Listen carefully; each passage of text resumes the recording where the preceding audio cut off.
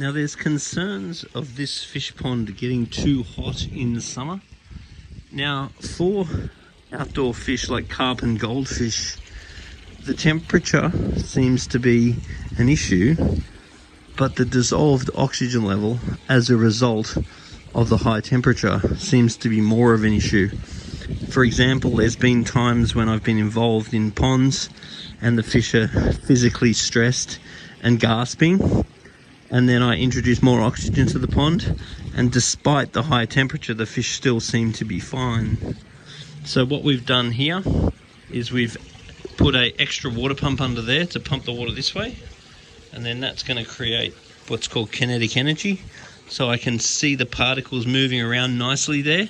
That's the inlet to the filter, so the water picks up there, goes through the large filter over there, comes back in here, then the pump underneath drives the water this way to get our kinetic energy going.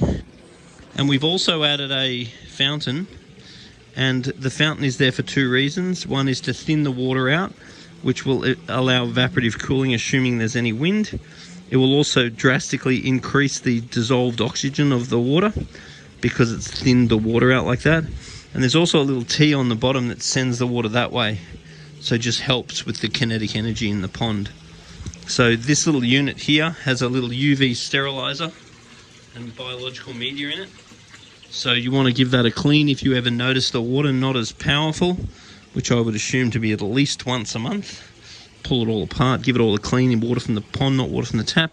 And because it's got a UV sterilizer in there and another one in the main filter, it is important that the UV sterilizer is replaced on a yearly basis. So I can see very good flow in here now. I can see the water nicely going around here, getting well aerated. The return is aerating the water beautifully. Very good surface agitation there. Clear viewing here.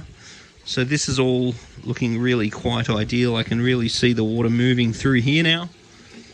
So as far as water flow goes, this pond would be running at oxygen saturation, and that is something I can check. But on the basis that we have oxygen saturation, it is my experience that temperature is rarely the issue on its own. Anyway, give us your opinion and let us know what you think.